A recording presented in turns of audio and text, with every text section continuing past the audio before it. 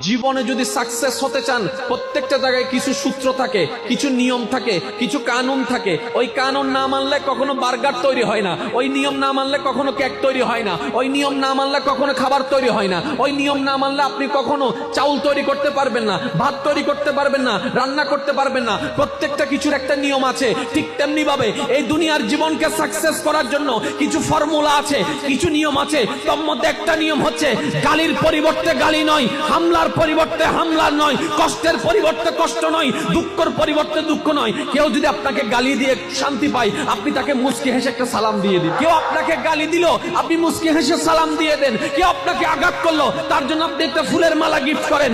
কেউ আপনার পথের মধ্যে যদি কাঁটা বিছাই দেয়, আপনি তার পথের হাঁটার মধ্যে একটু ফুল বিছাই দেন, রব্বে করিম আপনাকে তুলে দিবে। নামাইলে নামে, অন্যরে নামাইলে নিজে, অন্যরে তুললে নিজে। এবার বলেন, আবার বলছি, কথাটা একটু মনোযোগ দিবেন যুবক ভাইরা।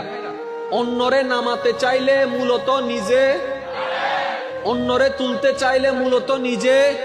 তাহলে অন্য, আপনি আমি নিজে উঠার জন্য সূত্র কি? অন্যকে তোলা। নিজের দোষ গোপন থাকার সূত্র কি? অন্যের দোষ গোপন রাখা। নিজের সুখে থাকার ওয়ে কি? অন্যকে সুখে রাখা। নিজে মুখকে হাসার শান্তি অনুভব করার মাধ্যম কি?